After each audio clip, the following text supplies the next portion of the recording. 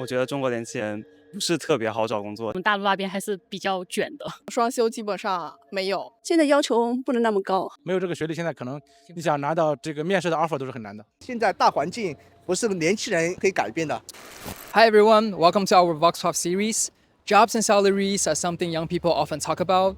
In China, it's the same, but the pressure to find a job might be greater than ever. This summer, we have a record-breaking 12.2 million fresh grads entering the job market.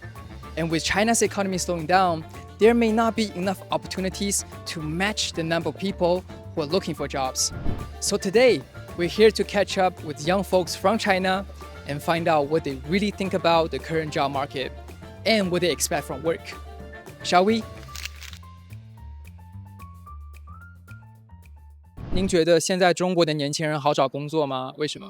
我觉得其实是不太好找的，因为现在就是人口也比较多嘛，然后大学生就毕业大学生也特别多，就是大家找工作都比较的不容易，不太好找。就是因为找不到工作，所以出来旅游。我觉得中国年轻人不是特别好找工作，现在基本上像我们这个专业都要读一个硕士，可能才会找到一个比较理想的薪资。不好找，学的东西可能也不是很喜欢、很满意，然后出来也比较卷嘛，可能那些人比我优秀的人很多。我觉得分行业吧，可能我觉得对于我们有些行业来说，它已经饱和的一个状态的话，就会非常的卷，因为现在的人的学历要求会越来越高。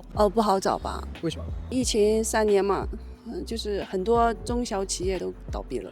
比我们20年前应该是比较难找工作。中国前面20年经济一直属于高速发展，现在处于一个平衡发展阶段，所以说工作的岗位或者提供的机会可能相对来说稍微少一点。您觉得学历的高低对于找工作是有影响的吗？那肯定有，我觉得学历高一点，自己的选择权比较大吧。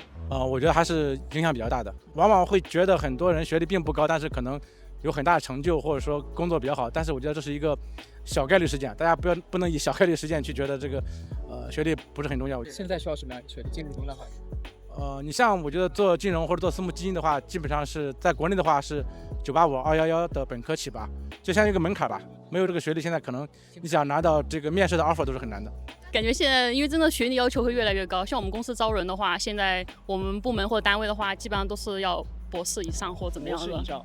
对，现在尽量就是硕士的话，可能在国内就是比较好的大学。20年前学历这东西很管用，但是现在来说，相对来说学位或者学历稍微有点贬值，可能学历给人提供的机会可能稍微来说小了很多了已经。您心中理想的薪资跟就业环境应该是什么样子的呢？我觉得研究生电气毕业的话，年薪应该有20万差不多吧。希望毕业能够在年薪20万左右的水平。我觉得就是我们金融类的本科生可以不用太拘泥于某一个像1级或者2级市场，像互联网还有像咨询类的行业，我们都可以去大胆尝试。我觉得1个月5000块钱就行了，还要起码5险1金和双休。那现在真实的大环境下面，像您这样的毕业生能找到什么样的工作呢？一出来就3、4千块钱，然后双休基本上没有。单休吗？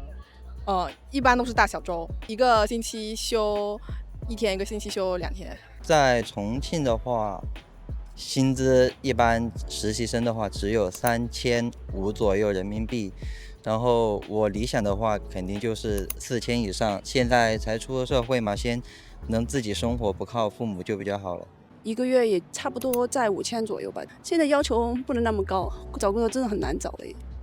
理想的薪资的话呢，就是每个月有存余大概1到2万的这种余额，对，会有一定的安全感。北上广深的话，可能现在其实整体的平均薪资也就是月薪1万以上吧，如果入门的话，如果说是这个职位比较抢手的话，可能现在能给到30K 到50K 左右。那普通的大学生如果能找到工作的话，可能你像青岛、济南，可能5K、8K 也有。您怎么看待接下来几年的这个就业趋势呢？我觉得大家可能过分的夸大了一些这种就业的这种困难程度，这是我个人的观点啊。最底层的蓝领工人其实现在实际上是非常抢手的，而且整个薪资的平均水平是越来越高的。那很 top 的呢，这种也是比较抢手的。那恰恰是中间的，可能现在是结构性的找工作并不是特别好找啊。但他们的这个网络的声音、舆论的声音是反响比较大的。我觉得信息茧房还是比较重的。那我觉得未来几年内这个竞争应该还是相对比较激烈的，因为像我们这一批就是可能这一个时间区间内的大学生，尤其现在很多大学都在扩招，像我们学校也在扩招，对，就是这种大学毕业生会比较多，所以我觉得近几年内可能还是都比较难。不好也不坏吧，因为努力的人也多，摆烂的人也多，都有机会，靠自己选择吧。我觉得未来电器这个行业有可能是会趋向于饱满的，但是对于我这几年来说的话，可能还不会有那么严峻。对于这一届进大一的电器的来说，将来找工作可能会会比较难。这个问题太大了，这个不是我一个人可以回答的。现在大环境不是年轻人极少数年轻人可以改变的，这些形势只能说年轻人现在先找个工作，先养活自己，再说过好自己的生活就行了。